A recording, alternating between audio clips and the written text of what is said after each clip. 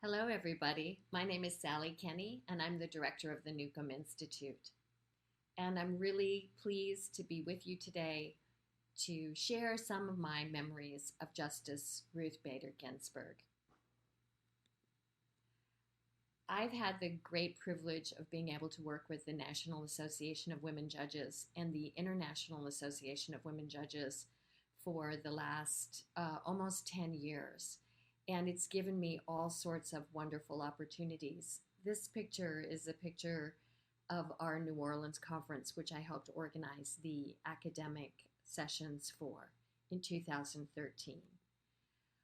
As you can see, I published a book on women judges, and if you look at the picture of Justice Ruth Bader Ginsburg, you will notice that the National Association of Women Judges logo is behind her. So this is a picture of her attending one of the NAWJ conferences. I've been able to work with judges in Cairo. Here's a couple of pictures of me working with the Kenyan women judges at the Kenyan Supreme Court, in Tbilisi, Georgia, the Louisiana judges, and it's been really, really rewarding. One of the highlights of my experience was having the opportunity in 2013 again to attend a conference at the University of San Diego with Justice Ginsburg that was on women in the judiciary.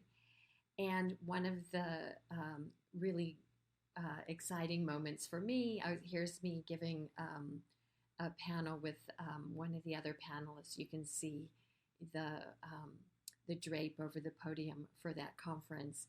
And C-SPAN covered it when Justice Ginsburg spoke. And it was a great moment for me because when we were standing in line for the ladies' room, Justice Ginsburg said to me, "Professor Kenney, I want to thank you for your book. You can see me. Here's my head in the back left, just to the left there."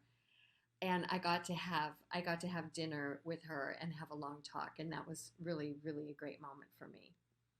So because I've worked on sex discrimination law for more than 30 years, which was Ruth Bader Ginsburg's area of law, and followed her career really closely, a number of people have asked me over the last year or so, what did you think of the documentary, or what did you think of the feature film? And so I prepared a few remarks that might be different from the remembrances of other people about what you might not have learned if you saw the documentary or the feature film, or maybe even read one of the biographies.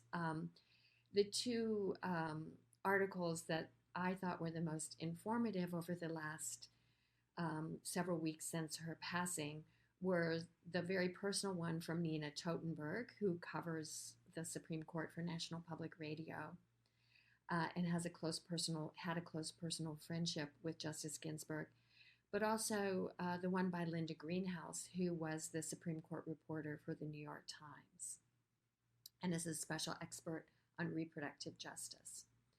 So as you know, over the last 10 years or so,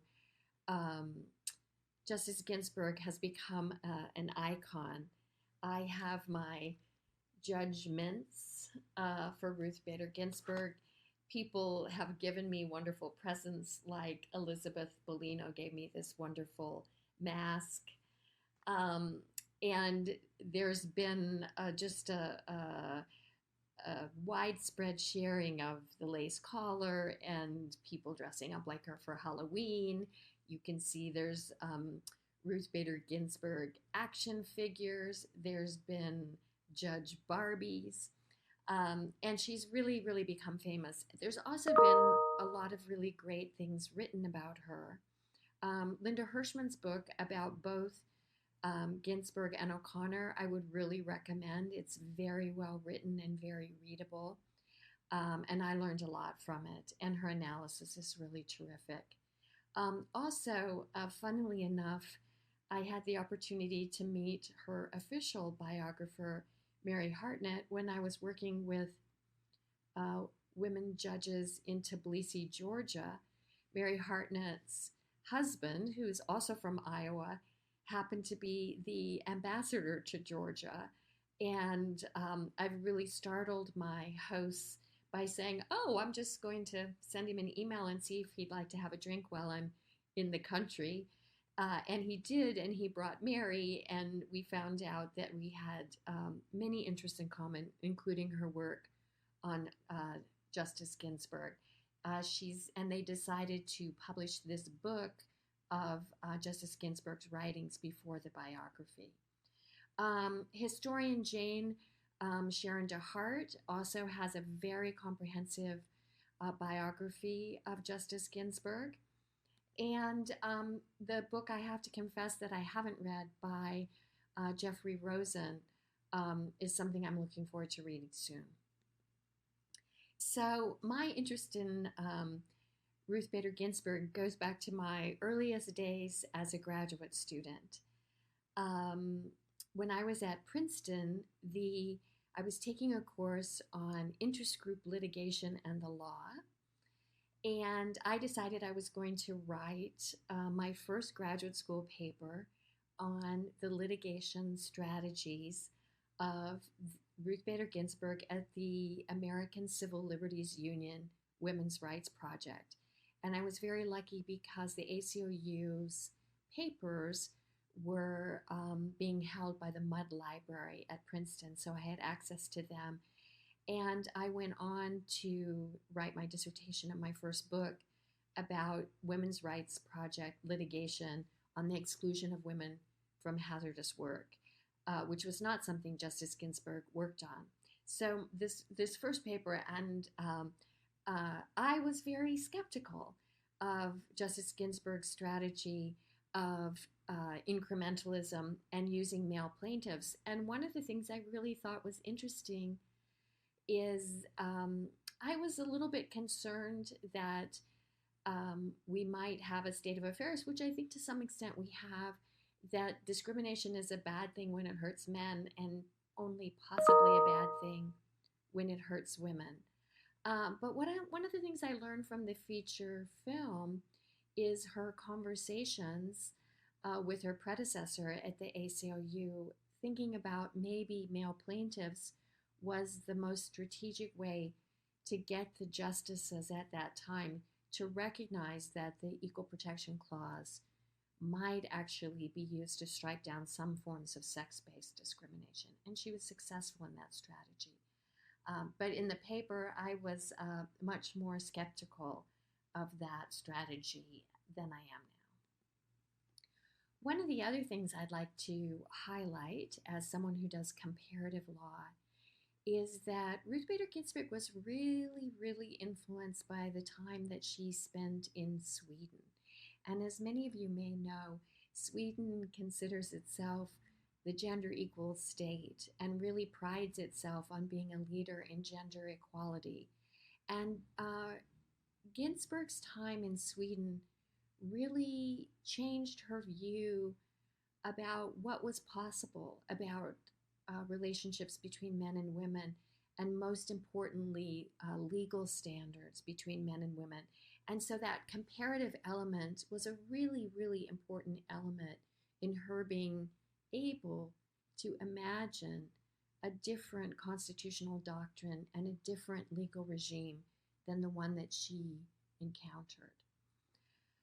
One of the things that has gotten some coverage, particularly by Linda Greenhouse, is Justice Ginsburg's position early on that she thought that the Supreme Court had moved too swiftly in Roe versus Wade and should have pursued more of the incremental strategy that she believed in and implemented for equal protection doctrine. And that was the first time I met her. She spoke at the American Political Science Association's annual meeting. I think it was in 1989, and she delivered this paper, and I asked her questions about it because I disagreed with her. And I think historians have kind of been very generous to this part of her argument. because political scientist Rosemary Nosef has sort of showed that it was not really the case that the states were going to move towards liberalizing abortion law if left to their own devices, if the Supreme Court hadn't acted in Roe. And whether Roe was actually a catalyst for backlash against reproductive justice is something that a number of scholars have written extensively about. One of the things you would learn about Ruth Bader Ginsburg if you watch the feature film is that she was a little bit of a fashion horse. So I compare her to the Queen. She was one of those snappy dressers, one of those impeccably groomed ladies whose shoes and handbag always matched. And one of the things that interested me when I read Linda Greenhouse's book about becoming Justice Blackmun is when she worked in the Blackmun papers, she discovered that one of the notations Justice Blackmun had made when Ruth Bader Ginsburg argued her case before the Supreme Court was that Ginsburg had a red ribbon in her hair. So she was a very perfectly groomed person, and that did not escape the notice of the justices when she argued before them. This is me with Justice Sotomayor, and Justice Sotomayor and Justice Ginsburg were very, very different people. Ruth Bader Ginsburg was not a warm and fuzzy person. She didn't like small talk. And she had not, like Justice O'Connor, been a legislator and was very comfortable with campaigning and glad handing. Here you have, I was at the AAUW annual meeting in Washington where Justice Sotomayor spoke, and she would go out into the crowd, and as you can see here, would give everybody a hug during her talk. That was not Justice Ginsburg's way. But she was a sort of person who was very, very generous. And like Justice Sotomayor, she really understood the symbolism of having women on the bench. So Justice Sotomayor, for example, went on Sesame Street to reach out to children to show them what a judge looked like. And that was also very important to Justice Ginsburg. So that she attend the State of the Union address to show that there were women Supreme Court justices, even if she had just gotten out of her hospital sickbed or whatever. Now, as you'll see, she was very humbled by the fact that as a teeny tiny person, she could not hold her alcohol. And so she had a glass of wine with dinner and fell asleep during the State of the Union address, which is, you can see Justice Kagan sort of looking alarmingly as she starts to nod off. One of the things that's been really interesting to me is that Justice Ginsburg became so popular with younger women because she was very much what we would call a liberal feminist. That is, the sort of inequities that she wanted to focus on rectifying were those about women's second-class citizenship in the public sphere. So she really focused on citizenship rights and employment rights, as liberal feminists did, getting the vote for women, working to eliminate employment discrimination, rather than, for example, focusing on issues about sexuality or differences in the way men and women organize their households.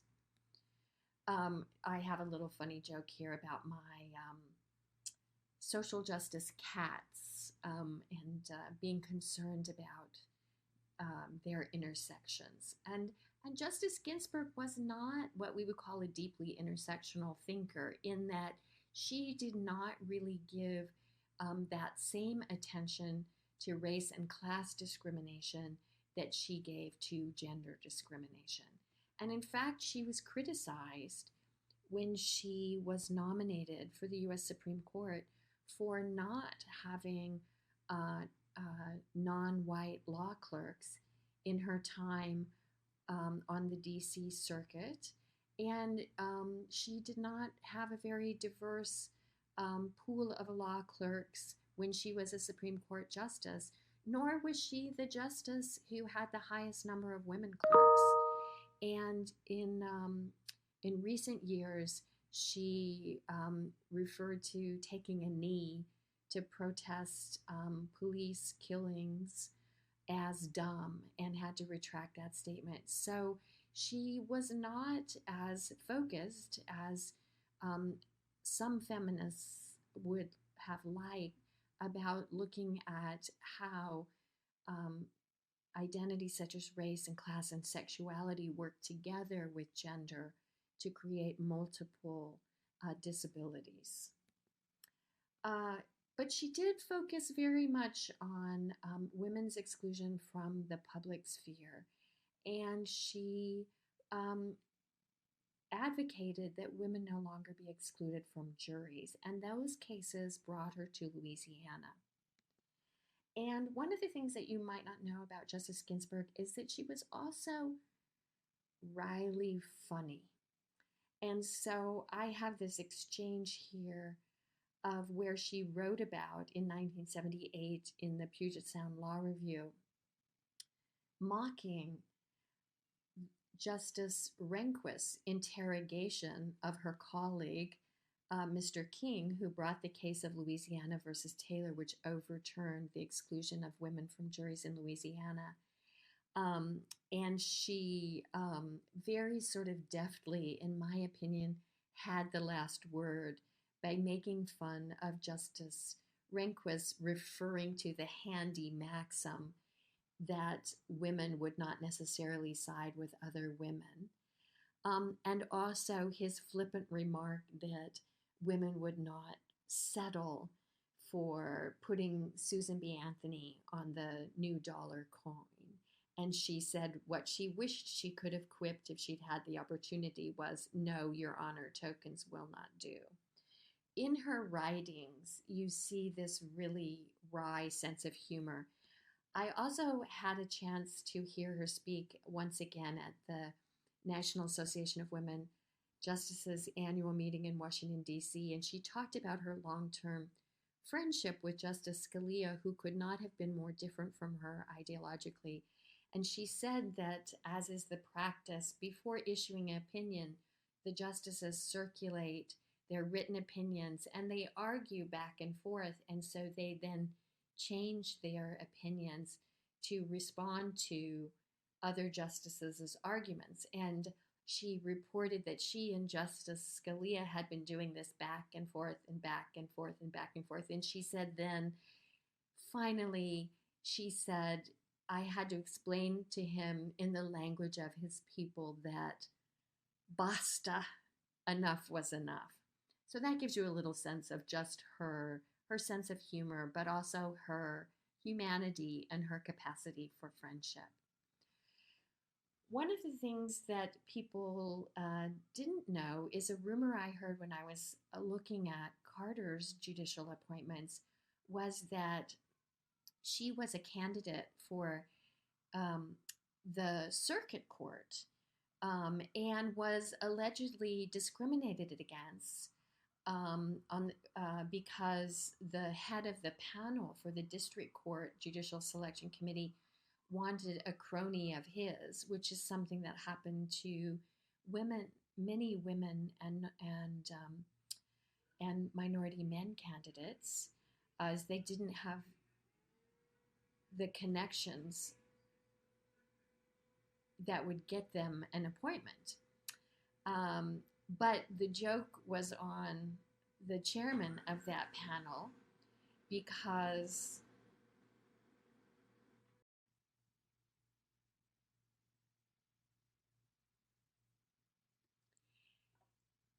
sorry about that interruption. Even though Delta is, I think, supposed to be about 48 hours or more out of New Orleans, we lost power. So both my photocopy machine randomly went off and my alarm system started squawking at me. So I had to stop the video when I lost Wi-Fi.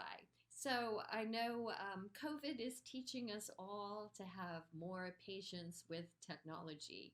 So you get a little sense about what it's like to try to teach. And I know everybody is exhausted from Zooming and all the new things we have to learn. So this is now in 2 segments. So I misspoke. The position she was passed over for was the district court from the nominating committee, but she was selected to be on the United States Court of Appeals for the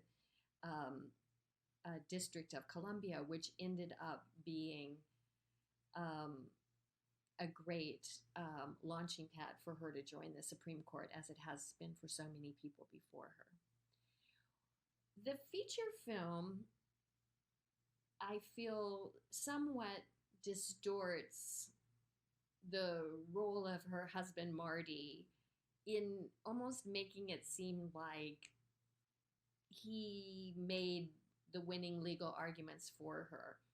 And I think what's lost by that representation is his much more significant role in actually advocating for her appointment to the Supreme Court. So much as we might wish that being brilliant and distinguished and the best person for the job would be enough to get one in position to be on the Supreme Court, it's actually not.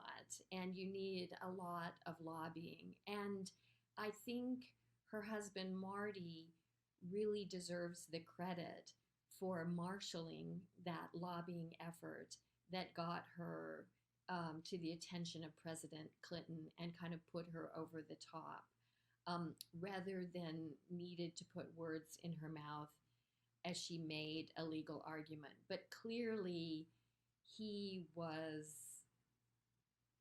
aware and proud of her abilities and her ability to contribute to legal constitutional change.